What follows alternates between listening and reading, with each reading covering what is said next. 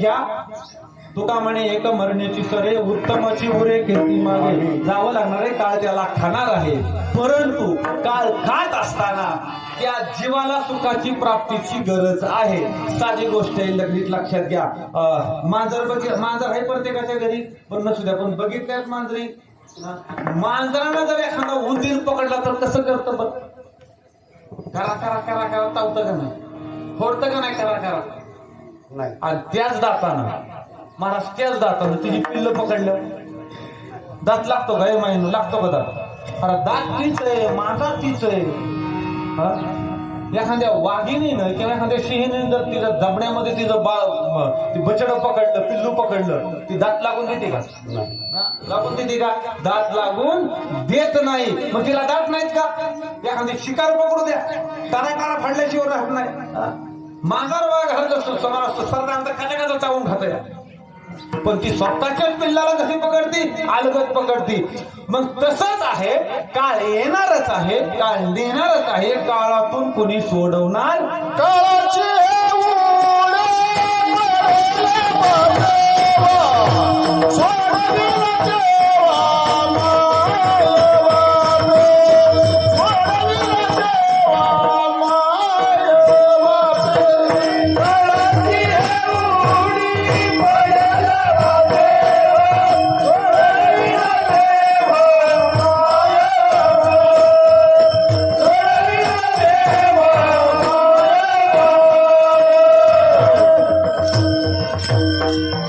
ह्याच्यातून कोणी सोडवणार नाही. जावं तर लागणारच आहे, जावं तर लागणारच आहे.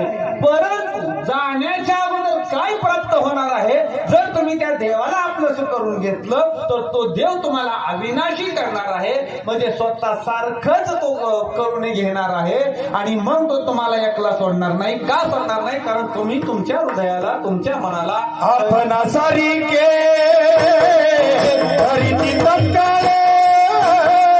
आपण सारी घरी तत्काळ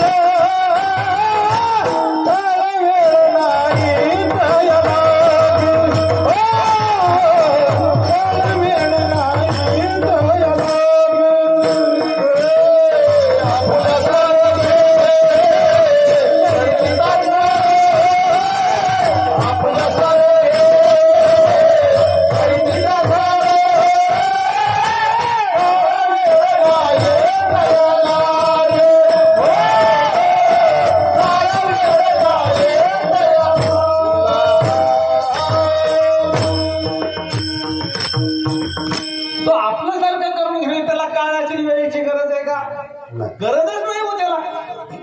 तो फक्त विचारच करणार आहे, कोणाचा? त्याच्या लेकराचा, त्याच्या भक्ताचा विचार करणार आहे.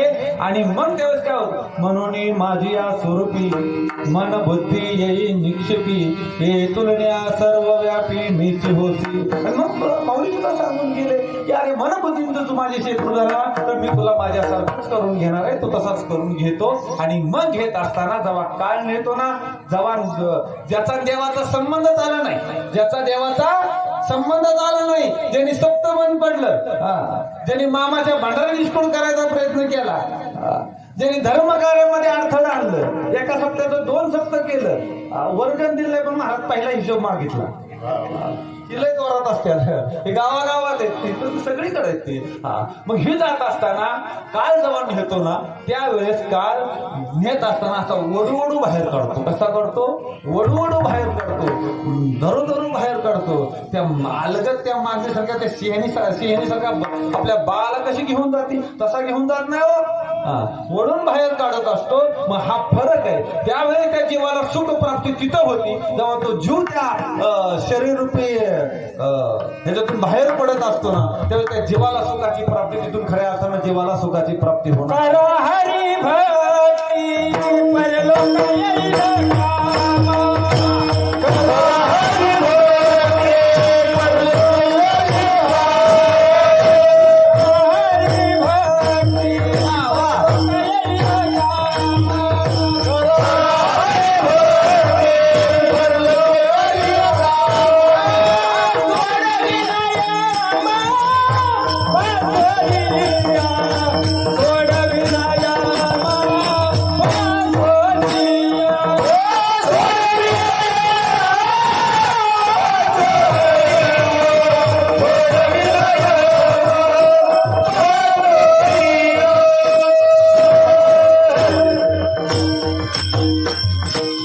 सुंदर प्रमाण दिलं महाराज.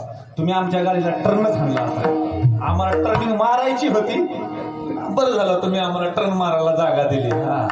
ही जी आहे ना, आता जेव्हा तो जीवात्मा बाहेर काढला जातो तिथून खऱ्या अर्थानं सुखाची गरज आहे आणि ती परलोकामध्ये सुखाची गरजेची प्राप्ती होणार आहे ना. मग मुद्दा महत्वाचा येतो, जीवाला सुखाची प्राप्तीची गरज काय.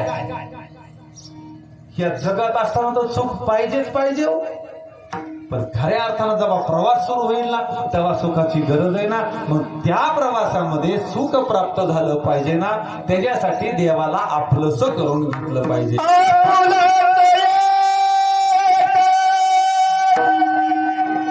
देव करुणी घ्या आपुलत एक. देव करुणी घ्या आपुलत एक. देव करुणी घ्या आपुलत एक. देव करुणी घ्या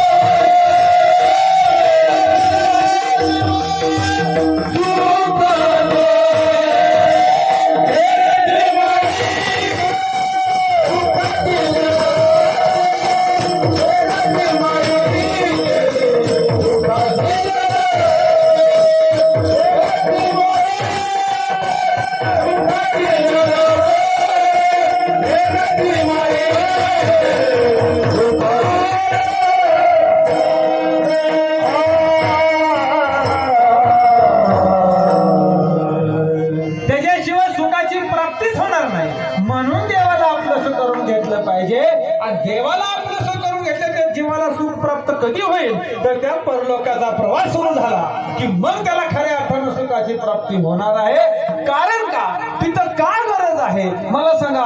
ए माझ्या माईंनो, लेकरू पडलं त्याला उचलून घ्यायचा का ढकलून द्यायचा? बोला की हा नाही काय सांगा. घेता ना आहे का ना? लेकरू नाही लागल्यावरती डोळं पुसता मग हिथं डोळं पुसायला आहे, हिथं समजून घ्यायला आहे, पण तिथं कोण समजून घ्यायला? तिथं कोणी डोळं पुसायचं? तिथं कोण आहे का डोळं पुसायला? तिथं डोळं पुसायला बी कोणी नाही, तिथं समजून घ्यायला कोणी नाही, तिथं आधार द्यायला कोणी नाही. मग आधार तिथं कोण देईल? तर जगाचा बाप आधार देईल. काय देईल? जगाचा बाप तिथं आधार देईल. पण कधी आधार देईल? त्याला जर आपलं करून घेतलं तर आधार देईल. पण ही बाकीचं जी गबाळ उभाला केलं ती कामाचं नाही, ती गबाळच राहणार, ती गबाळच राहणार. म्हणून ती सोडावं का? ती अजिबात सोडू नये, ती अजिबात सोडू नये, पण बांध करून काही जमिनी वाढू नये. ती येरती माईक दुःखाचे जनते नाही आधी आणखी अवस्था, ते नाही कामाला येणार आणि तेच खऱ्या अर्थानं दुःखाचं मूळ कारण आहे. एक साधं उदाहरण सांगून जातो, नीट आहे का? साधं उदाहरण आहे. खालच्या वस्तीवरती बातमी आली, अरे म्हणले खालच्या वस्तीवरचा ठोंब्या गेला. तुमच्या गावात नाही ना बापूसाहेब कोण ठोंब्या नावाचा? बरं आहे, नावच असं ठेवायचं ते दिसलंच नाही पाहिजे, गावलंच नाही पाहिजे. बातमी आली म्हणले मुंबईला ठोंब्या होता, खालच्या वस्तीवरचा ठोंब्या गेला. हे सांगा महिनो, आनंद होईल का काय? दुःख होईल? दुःख होणार का नाही? रडारड सुरू होणार का नाही? अरे कालवा सुरू झाला, रडारड सुरू झाली महाराज. हे निसता गर्दी जमायला लागली. 10-11 वाजल्या. निघाले मुंबईवरून आंबुलन्स निघाली म्हणले. ठोंब्या गेला होता खालच्या वस्तीचा आणि 11:30 वाजता बातमी आली म्हणले ठोंब्या गेलाय, पण खालच्या वस्तीवरचा नाही, वरच्या वस्तीवरचा गेला. आता सांगा, खालच्या वस्तीवरती दुःख राहील का? संपणार का नाही दुःख? वरच्या वस्तीवरती सुरू होणार का नाही? बरोबर. ठोंब्या गेलाय ना ठोंब्या, पण मग दुःखाने जागा का बदलली बरं महाराज मंडळी? दुःखाने का जागा बदलली? तर त्या जीवाची असलेली आसक्ती म्हणजे दुःखाचं मूळ कारण. येरती माईक दुःखाची जनता, आपल्याला तो विषय महत्वाचा सांगायचा आहे. ठीक आहे, हे दुःखाचं मूळ कारण आहे. ठोंब्या गेला होता, सकाळी 11:30 वाजेपर्यंत वरच्या वस्तीवरती कालवा चालू होता. 11:30 वाजता कळलं की वरच्या वस्तीवरचा नाही, खालच्या वस्तीवरती गेला. ती रडणं थांबलं, खालच्या वस्तीवरती सुरू झालं. खालच्या वस्तीवरती सकाळी बरं चांगलं चाललं होतं, आमरस चपातीचा बेत होता, किंवा पण खाऊन दिला नाही. 11:30 वाजता कळलं की रडारड सुरू झाली, दुःख ओसरून वाहू लागलं. कशामुळं? दुःख कशामुळे झालं? तर जीवाची असलेली आसक्ती आहे. ठोंब्या गेला होता, तो नाही गेला अशातली गोष्ट नव्हती, परंतु त्या जीवाची आसक्ती असलेले दुःखाचं मूळ कारण आहे. आणि म्हणून तुकाराम महाराज दुसऱ्या चरणामध्ये सांगतात, येरती माईक दुःखाची जरती नाही आधी अंती अवसान. ते दुःखाचंच मूळ कारण तिथं आहे, नवे जन्मच तिथं झालेला आहे. परंतु माझं मत नाही की तुम्ही सोडून द्या, फक्त तुम्ही क्षणाक्षणाला एवढाच एक विचार करा की जावं लागणार आहे. काय जावं? क्षणोक्षणाची करावा विचार. जावं लागणार थांबायला. हा विचार, हे सगळं करत असताना एवढा विचार डोक्यामध्ये ठेवावा आणि त्या देवाला आपलं करून घ्यावं. त्या देवाला का आपलं एकदा केलं की मग सारा विचार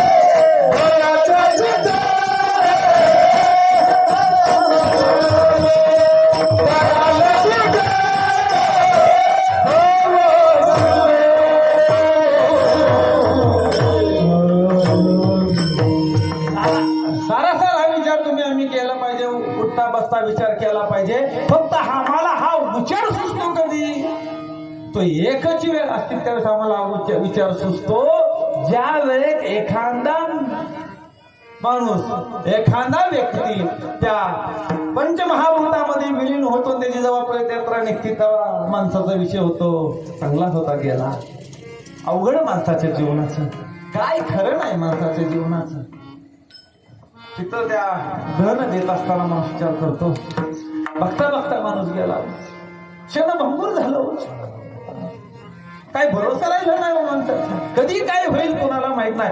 हे बोलत असतो, पण त्यावेळेस माणसाला विसर पडलेला असतो की अरे बाबा हा गेलाय ना, त्याच्या मागं मलाही जायचं या, विसर त्याला पडलेला असतो. पण ते वैराग्य प्राप्त होतं. वैराग्य कसं, ह्याला स्मशान वैराग्य म्हणतात. ह्याला कसं वैराग्य म्हणतात, स्मशान वैराग्य प्राप्त होतं. तिथं तेवढं वैराग्य प्राप्त आहे. एकदा का ती स्मशानभूमी आली, तिथून बाहेर आला, हातपाय धुतलं, गोमूत्र पायावरती घेतलं, झाला पहिल्यासारखा, सरदासारखा रंग बदलला गेला. अजून सप्ताह झालाय, अजून हिशोब कसा नाही आला. अरे गप्प बस, तुला काय करायचं, तू कशाला लोट घ्यायला. भाऊसाहेबांनी एवढा मोठा, या भाऊसाहेबांचे सहकार्य या सगळ्यांनी एवढा मोठा उत्सव केला, हिशोब नाही त्याला भाऊसाहेबांना अजून. आता तू काय ऑडिटर आहे का, तुला हिशोब द्यायला? ठीक आहे, तसं हे तर होणार नाही. भाऊसाहेबांनी उदाहरण सांगायचं झालं, कारण तुमची भक्ती मोठी म्हणून आज एवढा मोठा रावळ उभा आहे या ठिकाणी. आणि मग अशी भाऊसाहेब मला एक गोष्ट बोललो बघा, ऐका सर्व मामांच्या लाडक्या लेकरांनो, तुमच्या ह्या वाडीला एक वेगळं वैभव प्राप्त झालेलं आहे.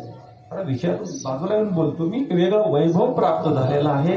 या भूतलावरती एकमेव मंदिर असं आहे की ज्या मंदिरामध्ये माझा जगाचा मालक ब्रह्मांडाने गादमापूर निवासी श्रीमंत बाळूमामा आपल्या गुरु बरोबर विराजमान आहे. एकमेव मंदिर.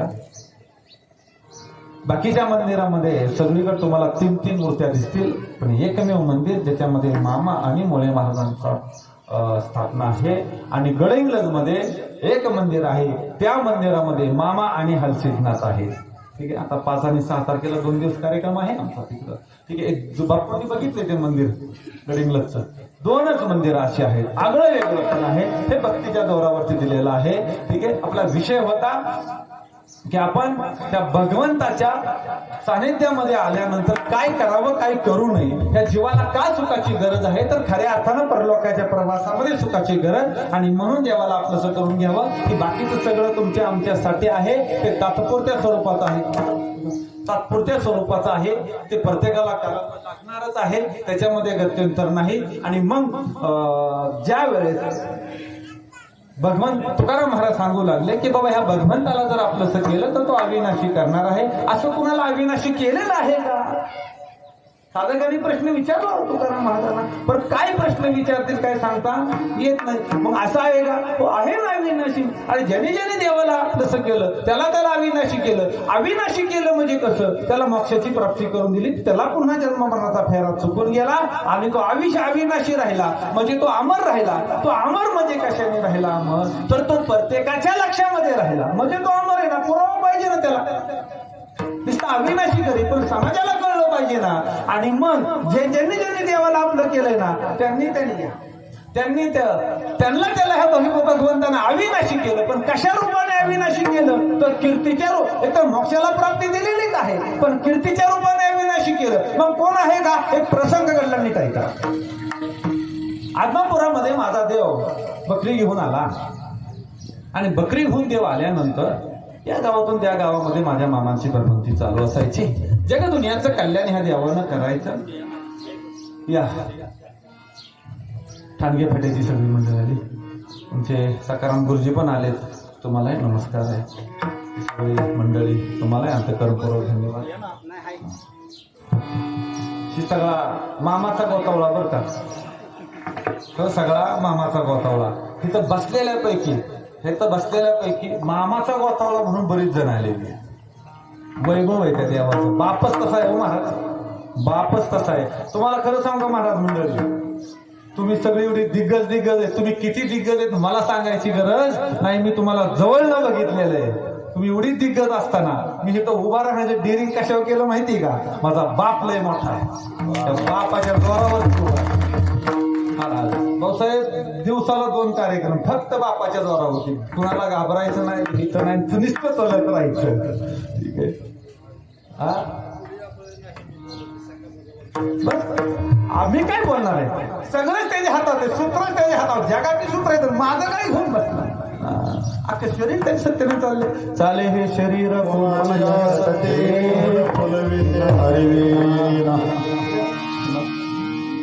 सगळ्यांना पुन्हा एकदा अंतःकरणपूर्वक धन्यवाद आहे. ठीक आहे.